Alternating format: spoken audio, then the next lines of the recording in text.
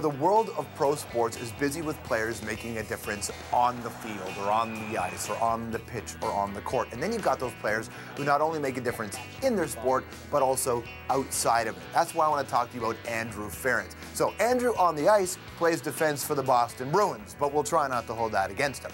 Off the ice, Andrew is pushing the NHL Players Association to think about their impact on the globe. So how did he come up with the idea of going carbon neutral? Well, it goes like this.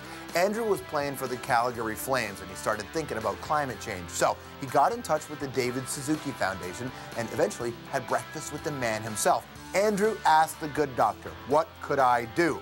The answer he got was, offset your carbon emissions. Because if you think about it, right, an NHL player's got to fly to games, stay at hotels, drive to and from the arena, all that. So the Suzuki Foundation calculated that on average, each NHL player generates nearly 10 tons of emissions each year. So Andrew teamed up with the NHL Players Association and started the Carbon Neutral Challenge. The players offset their emissions by buying credits, and that would help pay for clean energy programs around the world. Going carbon neutral is really an introduction into taking action and doing something. Last season, way more than half the players signed up, more than 500. And this season, word of the program is spreading again.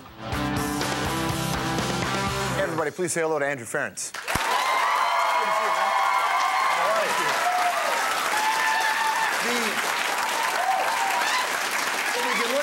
Andrew's feet for a second. The only reason you're able to be here right now, I'm sure you'd be playing hockey, but if we can look at his legs, you've got a cast on one. You broke your tibia? Andrei Markov, he's got bad aim.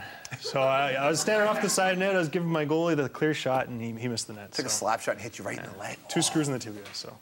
But the funny thing about, I saw that play, I was watching the game, it looked like you tried to finish your shift. You got up after the shot, and you stood up and skated, and then you looked like, I think he's going to pass out. But what's that moment like when you take a blistering slap shot on the foot? It kills, dude. Like, seriously, it hurt really bad. I won't lie. But it should be like a case study for adrenaline because, you know, like that couple seconds after, like, you just kind of suck it up and try to give her. You know, we're killing a penalty, so I guess, you know, adrenaline takes over the brain and you finish a shift. So you try to get on coach's corner. You know, Don Cherry loves that stuff. So. Well, that's the way to get on coach. Stay down. Like, seriously. I want to talk to you about what you're doing with the Green Initiative. That's when I first found out about what you were doing. But, I mean, you're an Alberta boy. You played hockey for the Calgary Flames, which is an amazing experience, I'm sure. When then you got traded, what's it like to play for an original 6 team like the Boston Bruins? I never really realized how important it was because I grew up in Alberta. I watched the Oilers win all their cups. You know, so for me, the Battle of Alberta was it. Like that was the be-all and end-all of like sports rivalries. But obviously, you know, the Boston, Montreal, and when I came down here and started playing in those games, it honestly blew the Battle of Alberta out of the water. The rivalry is incredible, isn't it? Incredible. Like, and then you get to the playoffs like last year, and that just stepped it up a whole nother level. Obviously, both teams have to be successful to have a good rivalry, and that's what we got right now. So it's pretty sick. Well, I was there on Saturday night to watch the Bruins and you guys, the Bruins and the Habs play, and the fans. I mean, there were tons of Bruins fans who had jerseys on that instead of having a name on the back, it said Habs suck. Like that takes guts. It takes a lot of guts, man. And the fans must be the best part of this. Yeah, well, I mean, and on that point, obviously we have a ton of Montreal fans that come down to Boston for those games and during the playoffs as well. And the ultimate story, here's the rivalry. Ultimate story, my wife sits up in the stands, you know, obviously during the game to watch, and she comes home that night, she's like, you won't believe what I saw. And right below her, all the Canadians fans were lined up, and, you know, they were sit down during the American anthem and all this, and obviously it really pissed off the Bruins guys. Middle of the game, Bruins fan unzips his pants, takes a leak on the Montreal fan.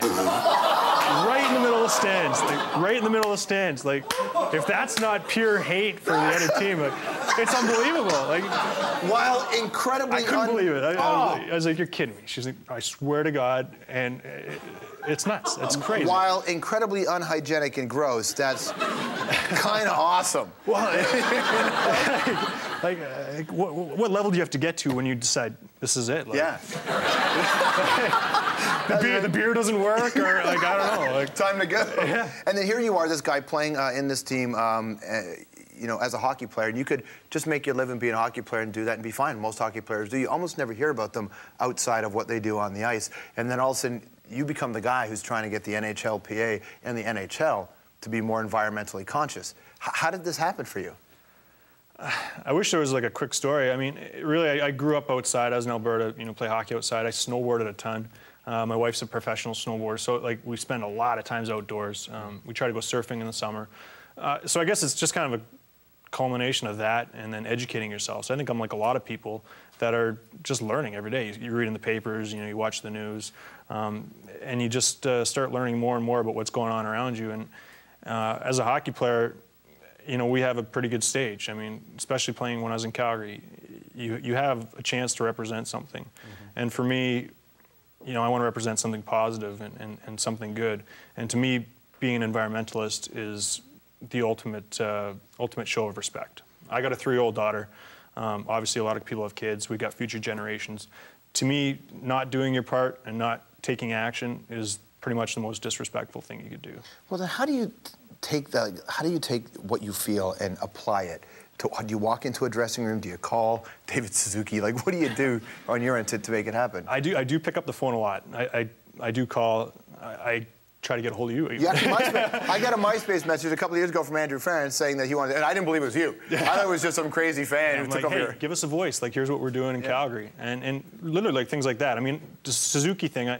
We're good friends now, and it all came from an article where they asked me who I'd love to have dinner with in the whole world, and it was right after CBC's Greatest Canadian, and I was like, Suzuki. Like, I'd love to. It'd be great. Within a week, his people called me up and he's like, hey, David's going to be in Calgary for breakfast. Would you like to hook up with him? And that's what it is. It's about people, with similar interests, picking up the phone, getting in contact with each other, and this is how going carbon neutral was born. So how do you get what does a hockey player have to do to go carbon neutral? So here's the thing.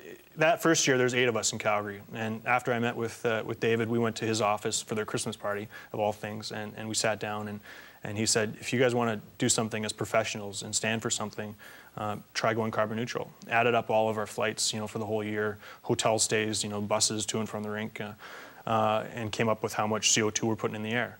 And obviously working with the environmental group is a big benefit because we got the best, gold standard credits, which means every dollar is going to, solid programs. There's a lot of shady carbon credits going on out there. So we're lucky we got steered in the right direction, and that year we basically just paid our money. All of our carbon credits went to clean energy plants, and so we offset ourselves. There's about 700 odd players in the NHL, and you got way more than half, almost for 500 players, right? Last year was 523. Yeah, so from that first year, we had a couple guys. Here's hockey players. This is great hockey players. They just read an article about it, and they contacted me, and they're like, "This is a really great program. How do we sign up? How do I get my guys involved?" And so from that, I called the NHLPA, and the NHLPA is unbelievable at saying, "Hey, yeah, you got a thing that you want to get out there, we'll help you." And they were great. They spread the word to the whole league, said, here's what these guys in Calgary did last year.